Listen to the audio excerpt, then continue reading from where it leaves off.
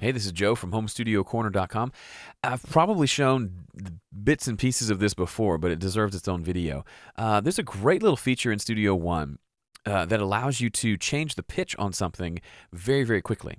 And there are lots of instances in mixing and doing silly things for sure, but also in mixing a real song where I may want to pitch shift something. For example, maybe a snare drum is lacking some depth and some thickness, and I can't get it with EQ.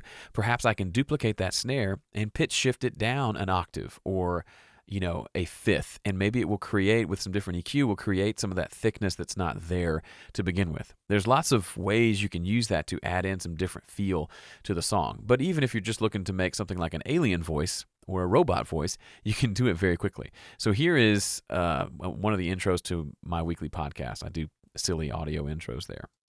Oh, let me turn it up. This is Ask Joke number 128. Okay, so I set it in a kind of a robot voice, right? So the original file sounded like this. This is Ask Joke number 128. Okay, sounds stupid.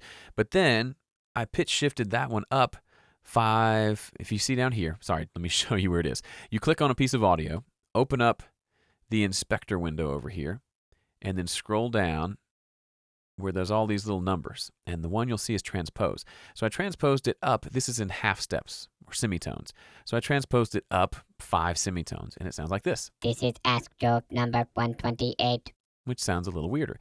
Then I took that same audio, duplicated it, and transposed it down. I transposed it up 12 semitones, which is an octave, which sounds like this. This is Ask Joke number 128. Then I blend them together. This is Ask Joke number 128. Sounds weird and crazy and gets the gets the point across.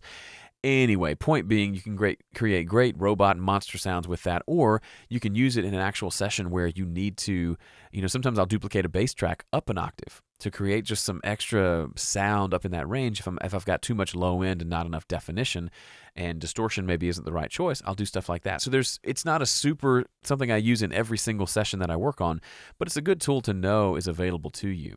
And obviously you can have lots of fun taking normal piece of music and transposing it as well. That's always weird sounding too, like this.